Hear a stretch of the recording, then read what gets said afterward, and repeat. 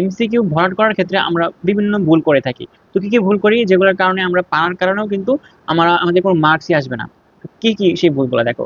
সবার আগে যে আমরা করি কি, অনেকে এমন করি যে 1 থেকে 25টা এমসিকিউ আছে, আমি একটা এখনই পূরণ করব না, জাস্ট ফোঁটা ফোঁটা দিয়ে রাখবো। 1-এর ক, 2-এর খ, 3-এর গ, এরকম করে আমরা এরকম মনে করে ফোঁটা ফোঁটা দিয়ে রাখতেছি। এরকম ফোঁটা ফোঁটা দিয়ে রাখবো, পরবর্তীতে আইসা আমরা এইভাবে কি করব, পূরণ করব। বা এই জিনিসটা করো না, এই জিনিসটা করলে কিন্তু ধরা খাবা। কি হবে দেখবা তুমি, হ্যাঁ 25টা পূরণ করে ফেলছো, এখন দেখো তোমার টাইম নেই, হাতে 2-3 মিনিট টাইম আছে।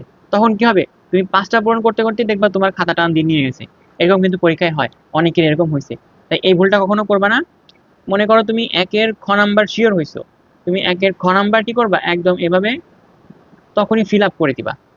2-এর গ নাম্বার তুমি শিওর, গ নাম্বার হ্যাঁ তুমি এখনই ফিল আপ করে দিবা। তুমি এভাবে করে রাখবা না যে 3-এর ক, 4-এর ক, 5-এর গ, 6-এর গ, এরকম করতে করতে 25 পর্যন্ত করলা। তারপরে তুমি আবার প্রথম থেকে আইসা এরকম একটা একটা ভরাট করবা, একটা একটা ভরাট করবা, একটা একটা ভরাট করবা। এরকম করো না, এরকম করলে অবশ্যই তুমি কি হবে, লাস্টে দেখবা প্যারা একটা খাইতেছো। তেমন হইতে পারে তুমি 25টা সঠিক দেখাইছো, কিন্তু টাইম না থাকার কারণে তুমি ফিল আপ করতে পারো নাই, তাহলে কিন্তু অনেক বড় একটা সমস্যায় পড়ে যাবা।